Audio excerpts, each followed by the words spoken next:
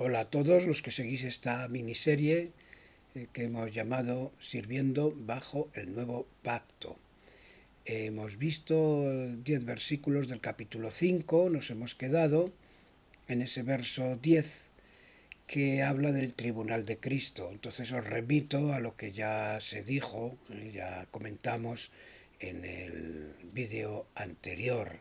Ese tribunal de Cristo que no es para juzgarnos, a ver quién merece la condenación, quién merece la salvación, porque esto ya está resuelto para el creyente, sino un tribunal, como dice ahí, para que cada uno reciba según lo que haya hecho mientras estaba en el cuerpo, sea bueno o sea malo. Recompensas, reconocimientos y quizá también vergüenza y pesar por no haber aprovechado las ocasiones que quizá el Señor nos ha puesto delante, porque el Señor pone delante de nosotros las ocasiones de servirle. Recordad aquel texto, todos conocemos de memoria: por gracia sois salvos por medio de la fe, esto no de vosotros, pues es don de Dios, eh, para que nadie se gloríe, por gracia sois salvos, vale, y qué bien lo conocemos, pero sigue diciendo, ¿verdad? No, no por obras, para que nadie se gloríe, pero sigue hablando de las obras que Dios pone de antemano. Somos hechura suya, creados en Cristo Jesús para buenas obras, las cuales Dios pone de antemano para que andemos en ellas.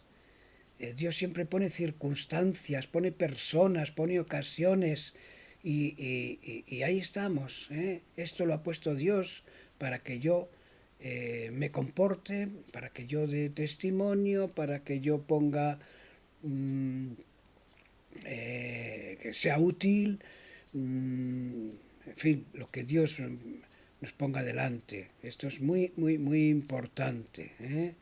Creados para buenas obras, hechura suya creada para buenas obras.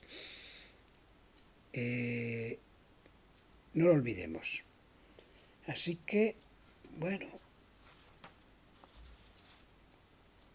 os dejo solamente para que retengamos este pensamiento porque es uno de los móviles. El otro, ya lo adelanté el otro día, que sería el agradecimiento. Así que vamos a leer en lo que seguimos en el verso 11. Conociendo pues el temor del Señor, persuadimos a los hombres, pero a Dios le es manifiesto lo que somos, y espero que también lo sea a vuestras conciencias. No nos recomendamos, pues, otra vez a vosotros, sino os damos ocasión de gloriaros por nosotros, para que tengáis con qué responder a los que se glorían por las apariencias y no en el corazón. Porque si estamos locos es para Dios, y si somos cuerdos es para vosotros. Vamos a dejarlo ahí, que luego viene este texto donde nos pararemos más.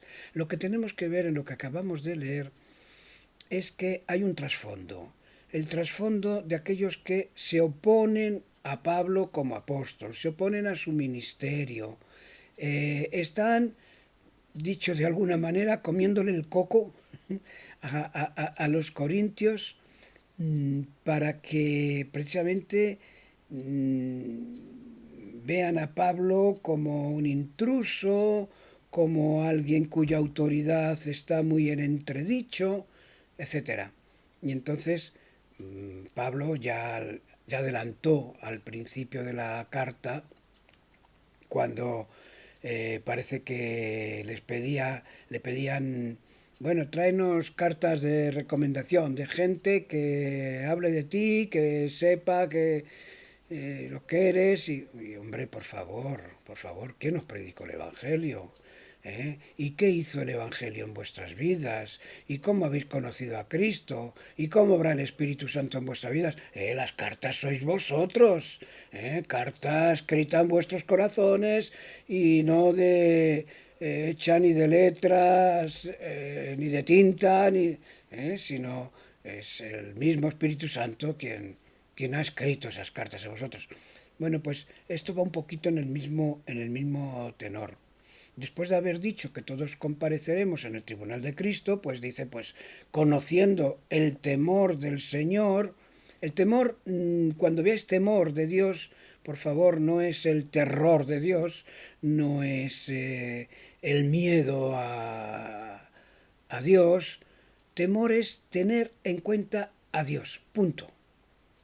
Yo tengo en cuenta a Dios en todo lo que hago, en todo lo que pienso, en todo lo que digo, lo tengo en cuenta. Forma parte, es como mi acompañante continuo que forma parte de todo lo que yo soy en la vida. Y entonces soy consecuente con eso, eso es temer a Dios. Pues conociendo el temor de Dios, teniéndole en cuenta, ¿qué hacemos? Persuadimos a los hombres. Esta persuasión no es solamente en la proclamación del Evangelio, según ese contexto. Claro que sí, el Evangelio cuando se proclama también hay que advertir, oye, lo que te acabo de decir es palabra de Dios, es un tesoro. ¿Qué haces con ello? Que date cuenta de lo que te acabas de enterar de esta gran noticia. ¿Te quedarás fuera de la gracia de Dios? ¿No quieres saber nada? ¿O por el contrario, doblarás tu rodilla y confesará tu lengua que Jesucristo es el Señor? Esto es persuadir, por supuesto. Eh, por poco me persuades a ser cristiano. No me acuerdo quién, si fue Festo quien lo dijo. Es decir, la persuasión entra parte. Pero aquí hay algo más. Persuadir a los hombres es, bueno, que vea todo el mundo de manera clara, de manera manifiesta, lo que somos. Para Dios le es manifiesto lo que somos, está diciendo ahí. Y también espero que vosotros también lo estéis viendo. ¿Qué necesitáis de recomendaciones, de cartas? Nada. Si estáis viendo con vuestros propios ojos cómo nos estamos conduciendo, con qué transparencia, con qué buena conciencia. Entonces, espero que también lo sea manifiesto a vuestras conciencias. Así que no nos recomendamos otra vez a vosotros, sino que os damos ocasión de gloriaros por nosotros. Cuando os vengan a decir, porque mira y tal y cual, no es que, por favor, decid lo que realmente habéis experimentado. Por medio de Pablo nos ha venido este Evangelio. Por medio de él hemos recibido lo que hemos recibido y en ese sentido este reconocimiento, esta vindicación de la persona, decírselo, para que tengáis con qué responder a los que se glorían en las apariencias y no en el corazón. Se van gloriando de lo que son, de lo que han hecho, de lo que sea, ¿no? No. Unos dicen que estamos locos. Pablo, eres un fanático. Ya hemos visto las cosas que, que estaba haciendo Pablo eh, acerca de su sufrimiento, lo que está padeciendo, cómo va por aquí, por allá, cómo es atribulado, cómo es perseguido, los palos que ha recibido, incluso llegaron a lapidarlo pensando que está muerto en cárceles, en naufragios. Estás loco, Pablo. Eres un chiflao. Eso no lo haría una persona normal. Bueno, pues si estoy loco para Dios. Estoy loco para Dios. Ya no... eh, eh, es, Dios ha hecho en mi vida esto tan grande que, bueno, Él es el que tiene que juzgar. Así que sí. Y y si soy cuerdo, pues vosotros mismos pensad si es coherente o no mi conducta. Y mi conducta, fijaros si soy cuerdo, fijaros si hay coherencia, fijaros si hay una respuesta lógica, que es lo que viene a continuación. Hay un porqué. actúo de esa manera, y me pueden llamar loco, pero ved que estoy muy cuerdo, si actúo de esa manera es por lo que voy a deciros en el verso 14. Vamos a leer 14 y 15. De estos textos que dices, mira, estamos pisando Tierra Santa, ¿eh? Porque el amor de Cristo nos constriñe pensando esto, que si uno murió por todos, luego todos murieron y por todos murió para que los que viven ya no vivan para sí, sino para aquel que murió y resucitó por ellos. Esta es la coherencia de mi conducta. ¿Lo queréis ver así? Fijaros si es coherente. El amor de Cristo, cuando yo conozco el amor de Cristo que excede a todo conocimiento, en Efesios nos hablará de la longitud, la altura, la profundidad, la anchura del amor de Cristo que excede a todo conocimiento. Cuando yo entiendo ese amor, ya no puedo quedarme como estaba. Como dice la Biblia de las Américas, no nos deja otra alternativa, nos aprieta. No hay escapatoria mental, espiritual, lógica, porque el amor de Cristo nos constriñe, nos aprieta, pensando que uno murió por todos. Vamos a ponerlo en singular. Que uno murió por mí.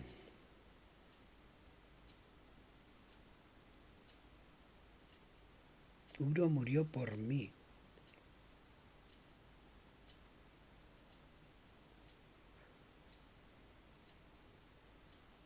Luego, si uno murió por todos, todos murieron. Yo he muerto con Cristo. ¿Qué me queda?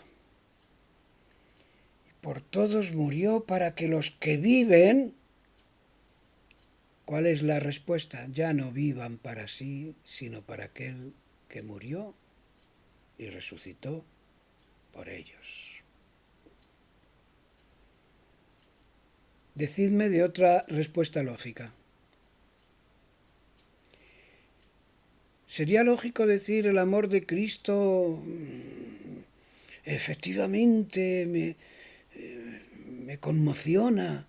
Es tremendo, Cristo murió por mí, qué bien, ya soy liberado y ahora a partir de aquí mi vida la sigo dirigiendo yo como yo quiera. ¿Mm? ¿Es lógico eso?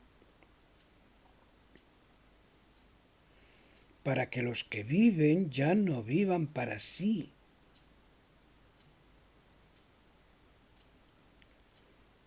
sino para aquel que murió y resucitó por ellos. Una de las grandes doctrinas del Nuevo Testamento es que la muerte y resurrección de Cristo es la muerte y resurrección del creyente. Eso que tantas veces se expresa gramaticalmente un tanto extraño, ¿no? Estar en Cristo, porque es extraño. Yo puedo estar en Madrid, puedo estar en París, puedo estar en Barcelona, pero estar en Cristo no hay otra manera de expresarlo porque se trata de una posición. Cuando Cristo murió, yo he muerto con Él.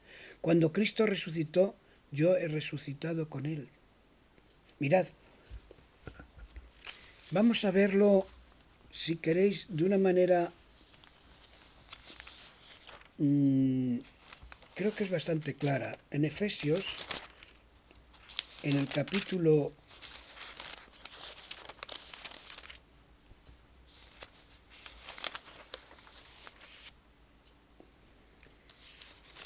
en el capítulo 1, bueno, vamos a ir, sí, 1, pero luego vamos a saltar un poquito al 2. En el capítulo 1, donde está diciendo Pablo que está orando por aquella comunidad, por la comunidad de los Efesios, para que Dios les abra el entendimiento, para que entiendan la herencia que tienen, la esperanza, para que también ellos mismos sepan que son herencia de Dios, que le importamos a Dios, que nos ha comprado. ¿eh?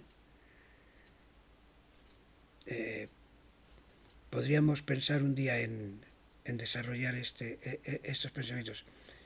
Y sigue diciendo, y para que sepáis el poder que ha actuado en Cristo, también ha actuado en vosotros. Fijaros, voy a Efesios al capítulo 1, y Pablo quiere que entiendan, dice en el verso 19, la supereminente grandeza de su poder para con nosotros, los que creemos, según la operación del poder de su fuerza. Fijaros qué construcción gramatical, ¿no? Super, eminente, grandeza, poder, para con nosotros, los que creemos. Según otra vez, en la operación del poder de su fuerza. Vaya superlativos, ¿no? Y todo esto que dice que operó en Cristo Jesús, en Cristo resucitándole de los muertos y sentándole a su diestra en los lugares celestiales. Y dice que ese mismo poder ha operado en nosotros. Hace Pablo ahora un paréntesis, acostumbra a veces hacerlo, donde lo que hace es hablar de Cristo en su situación actual, ¿no? Sobre todo principado, etcétera, etcétera. Pero se dice el argumento.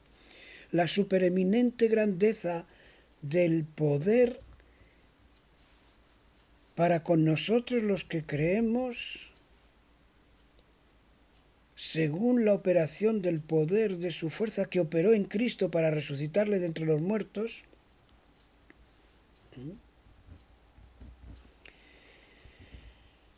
Pues fijaros, este poder para levantar a Jesús de entre los muertos es el que nos ha levantado a nosotros también.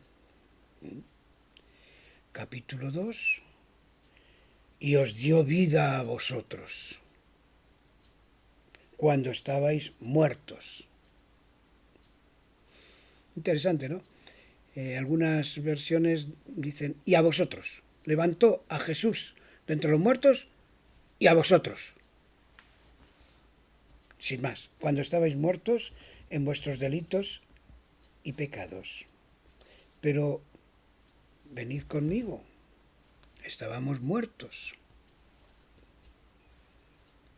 2:4. Pero Dios, que es rico en misericordia, por su gran amor con que nos amó, aun estando nosotros muertos en pecados, nos dio vida juntamente con Cristo.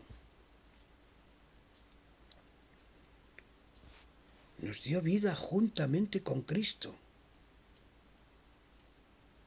Cuando Cristo resucitó, también nosotros hemos resucitado con Cristo. Y juntamente con Él nos resucitó, dice. Y asimismo nos hizo sentar en los lugares celestiales con Cristo Jesús. Así que la fuerza que operó en Cristo, resucitándole de los muertos y sentándole a su diestra en los lugares celestiales, nos ha resucitado a nosotros y nos ha sentado con Cristo en los lugares celestiales. Compartimos la vida de Cristo con Cristo. Por eso nos va a decir cuando en Colosenses, ¿verdad?, se nos exhorta a mirar estas realidades. Dice, si habéis resucitado con Cristo, buscad las cosas de arriba, donde está Cristo sentado a la diestra de Dios. Poned la mira en las cosas de arriba, no en las de la tierra, porque habéis muerto. Y vuestra vida está escondida con Cristo en Dios. ¿Cómo puede ser esto? Y cuando Cristo vuestra vida se manifieste, Cristo vuestra vida se manifieste, entonces vosotros también seréis manifestados con Él en gloria. Compartimos la misma vida. Bueno, disculpadme que he hecho un paréntesis yo también demasiado largo, pero es que es justamente esta idea de la identificación con Cristo que me toca ahora, el cual me amó y se entregó a sí mismo por mí, dice Pablo allí en Gálatas.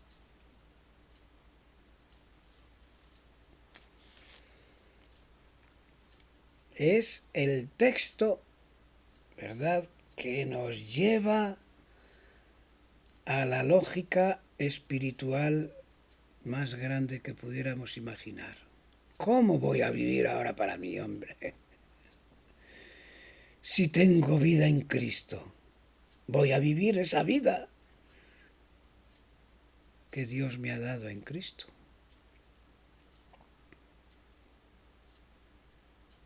Y por eso me decís que estoy loco, que me lo digan. Pero vosotros, les dice a los corintios, pensad que esto es lo más cuerdo que un creyente puede hacer. Por eso para Pablo dice, mira, desde el momento que yo he entrado en esa realidad de que vivo para Cristo y no puedo hacer otra cosa, es que todo ha cambiado. Por eso seguimos leyendo verso 16, de manera que nosotros de aquí en adelante a nadie conocemos según la carne, y aun si a Cristo conocimos según la carne, ya no lo conocemos así. De modo que si alguno está en Cristo, nueva criatura es. Las cosas viejas pasaron, he aquí todas son hechas nuevas. Ya no es igual las cosas, no son iguales. De aquí en adelante a nadie conocemos según la carne. ¿Qué quiere decir esto? A nadie conocemos según la carne. Es que yo antes pensaba de una manera. Hay una nueva relación con las personas. Ya no vemos a las personas como las veíamos antes. ¿Cómo las veíamos antes? Pues según la carne. Juzgaba a los demás o apreciaba a los demás según lo que tienen, lo que saben, lo que han hecho. El mundo de las apariencias. Y en Cristo desaparece todo, la cruz nos iguala. Todos pecadores, todos necesitados del perdón de Dios. Puedo mirar al otro, aunque esté cargado de millones, de reconocimiento social, como mi prójimo, de quien tengo compasión porque necesita a Cristo. Puedo mirar a mi hermano, a mi hermana, en Cristo como un igual. De mi hermano, de mi hermana y de mí, Dios ha tenido misericordia y estamos andando en el mismo camino. Pero lo dice con respecto a Cristo también. Ahora ya no le conozco según la carne. ¿Qué quiere decir esto? Le estaban acusando de, oye, tú no eres un apóstol porque, mira, Pedro sí, le conoció, y fulanito lo conoció, y menganito lo conoció, tú no, tú nos cuentas que un día se te apareció el resucitado. ¿Está diciendo esto? Puede ser, que quisieran desacreditarle por este medio, Otros han dicho, bueno, es que a Pablo no le importa mucho el Cristo histórico. Mentira, mentira. En Gálatas, cuando habla de que estuvo en Jerusalén y que vio a Pedro, y allí utiliza un verbo, el verbo historeo, por lo cual nos hace ver que Pedro le contó mucho acerca del ministerio de Jesús, el ministerio terrenal. Cuidado con esto. Incluso llega a decir alguna frase que ni siquiera vemos luego en los evangelios, aquello de más bienaventurado es dar que recibir, y no lo vemos que aparezca en los evangelios, seguramente una frase que la tradición, lo que sea, conocían de boca del Señor y tal. A Pablo, claro que le interesa. Lo que pasa que, bueno, él lo que hace es predicar al Cristo resucitado, el Cristo, diríamos, actual, glorificado, con todo ese ministerio precioso que tiene, y lo proclama a los cuatro vientos. Pero yo creo que a lo que se refiere aquí, que mm, ahora puede contemplar al Cristo crucificado, perdón, bueno, sí, primero crucificado, resucitado, glorificado, el Cristo que se le apareció a él en su camino a Damasco, cómo transformó su vida, cómo pensaba antes de Cristo, cómo pensaba Pablo antes de Cristo. Quizá aquí está el vocablo en la carne, bastante específico. Antes le conocía en la carne, era pues un usurpador decía que era el Mesías, decía esto, decía lo otro, un farsante, alguien que eh, era se arrogaba lo que no le correspondía.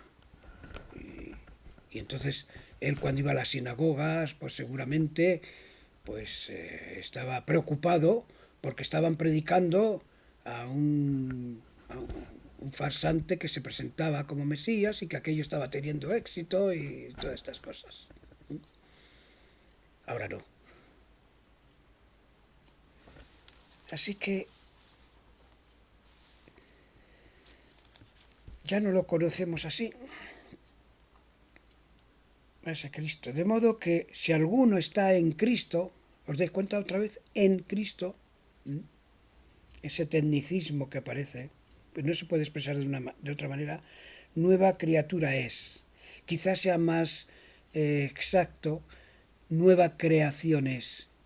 Correcto, que en el sentido de que ya las cosas las ve de otra manera a como las veía. ¿Recordáis en 1 Corintios cuando dice que el espiritual juzga todas las cosas? El hombre natural no. El hombre natural no percibe las cosas que son del espíritu. El carnal, es decir, el creyente que todavía no ha madurado y tal, le pasa lo mismo. Piensa de manera natural, pero poco a poco va madurando. Y dice, y nosotros tenemos la mente de Cristo. Es decir, se produce ese ver, ese examinar la realidad, mmm, justamente desde el punto de vista de Cristo. Nos recuerda mucho cuando Pedro le dice, el Señor está diciéndoles, bueno, y esto me va a pasar, y voy a ser, me van a llevar a Jerusalén, y me va a pasar esto, y me va a pasar lo otro. Empieza a hablar de la pasión que va a tener, y Señor, que esto nunca te acontezca, que estoy yo para que eso no te ocurra. ¿Y qué dice Jesús? Apártate de mí, Satanás, que piensas como los hombres, no piensas como Dios. No estás viendo las cosas desde la perspectiva de Dios. Pues esto es lo que está diciendo Pablo. Que las cosas, que hay una nueva creación para él. Las cosas viejas pasaron, todas son hechas nuevas. Y ahora viene la joya de la corona. Vamos a leerlo. Todo esto toda esta maravilla que acabamos de ver, todo este plan de salvación, todo esto proviene de Dios. Esto no lo ha inventado nadie.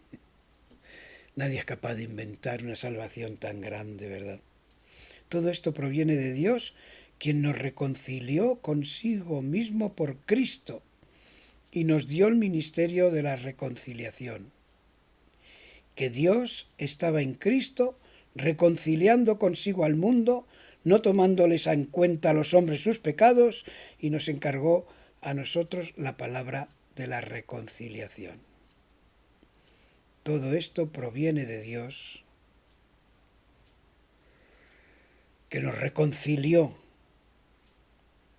consigo mismo por Cristo y nos dio el ministerio de la reconciliación. Lógicamente, yo no puedo tener el ministerio de la reconciliación, es decir, el servicio de proclamar el Evangelio diciéndole a las personas que se reconcilien con Dios si yo mismo no estoy reconciliado. Así que nos reconcilió consigo mismo por Cristo y nos dio el ministerio de la reconciliación. ¿Y qué es eso del ministerio de la reconciliación? Proclamar a los cuatro vientos lo que sigue: que Dios estaba en Cristo reconciliando consigo al mundo y no tomándole a los hombres en cuenta sus pecados. Dios estaba en Cristo.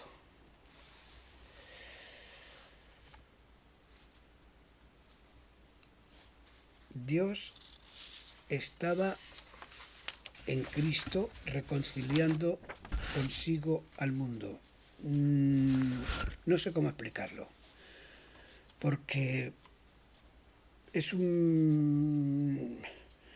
nos es imposible penetrar en el Dios estaba en Cristo, porque aquí hay algo más que el hecho de que Cristo es el instrumento como ofrenda por el pecado, que dice ahí, por supuesto que sí, pero se trata de una solidaridad que sólo el Padre y el Hijo pudieron vivir y experimentar. El Padre no se coloca como un espectador que ve cómo el Hijo realiza el gran sacrificio. Un sacrificio que, como dice Pedro, que ve a Cristo como un cordero sin mancha y sin contaminación, ya destinado desde antes de la fundación del mundo, pero manifestado en estos postreros tiempos por amor a vosotros. El Hijo diciendo: he aquí que vengo, Dios, para hacer tu voluntad, ¿verdad? Leemos en el libro de Hebreos. El Hijo sufre. Dios sufre. Surgió en el pasado precisamente una teología, o mejor dicho, un grupo de teólogos que hablaban del patos de Dios, en el sentido de que se había descuidado que Dios también sufre, tiene emociones, que de ello Moltmann, un escritor, un teólogo luterano, pues publicó un libro que hizo llorar a muchos, El Dios crucificado, de Moltmann. Hablaba del patos de Dios, Dios sufriendo juntamente con el Hijo.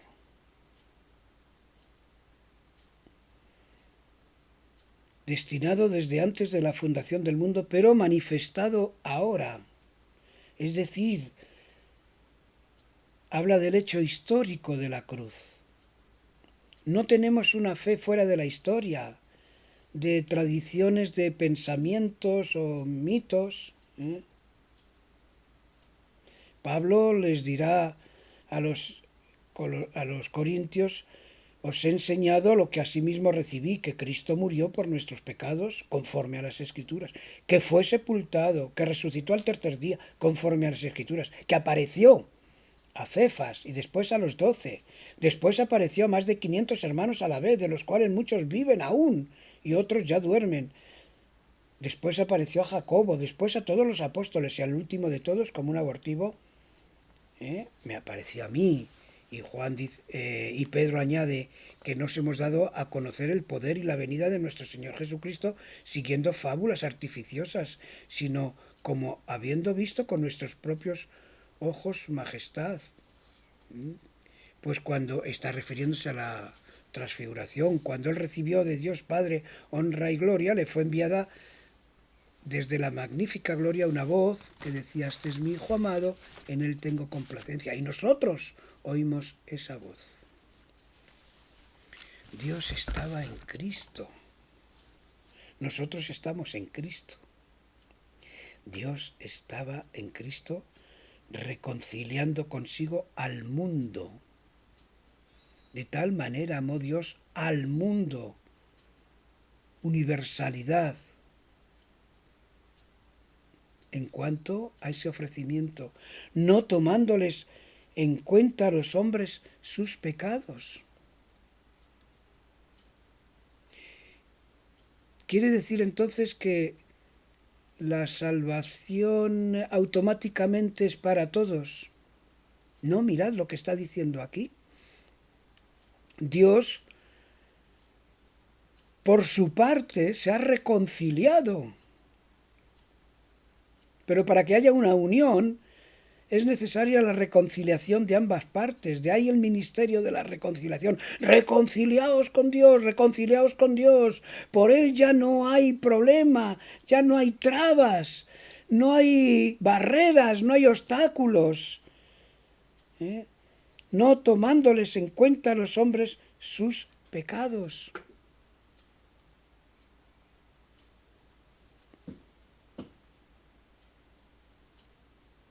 No hay obstáculos.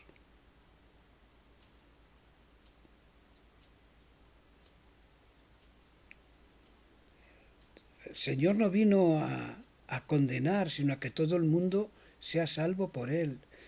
El que no cree, el que cree, no es condenado, pero el que no cree ya ha sido condenado, pero porque no quiere. En la Escritura, el maldito, las maldiciones de allí de Deuteronomio, los que obedecen y tal, bendición, y los que se rebelan, maldito, pero el maldito no es que Dios maldiga, es que se ponen fuera de la bendición. Esta es la ira de Dios. No es un sentimiento destructivo y ahora lo veráis. No, es que tú mismo te pones bajo las consecuencias del pecado, que son terribles. Que son terribles.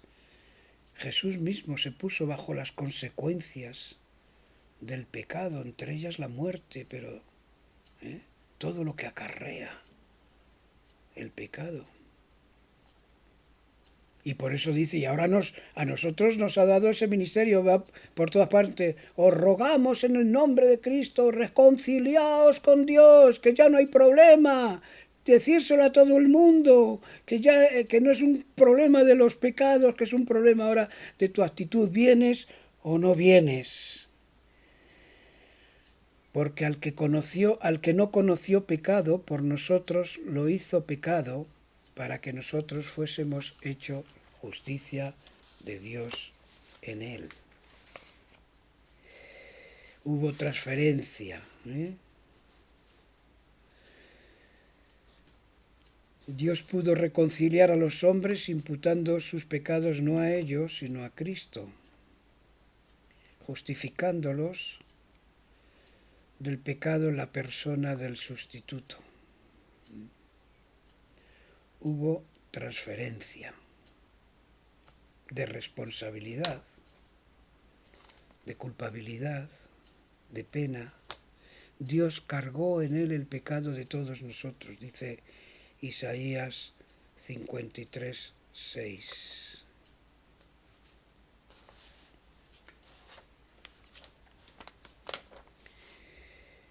Por nosotros lo hizo pecado, ofrenda por el pecado, quizá lo entendemos mejor. Y nosotros somos hechos justicia de Dios en él. Justificados, pronunciados libres de culpa como si no hubiéramos pecado. Esta es la mejor transferencia. Dice, termino, es un documento anónimo llamado, bueno, le llaman la epístola a Diogneto.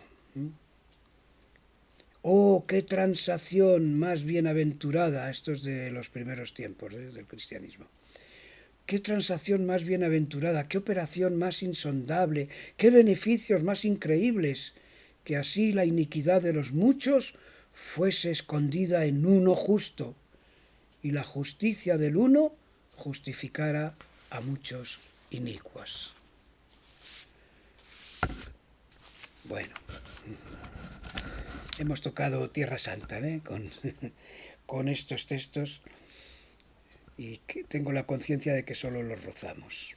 Pues que Dios nos bendiga, y ya terminaremos en la próxima sesión, ya en el capítulo 6. Pues hasta la próxima.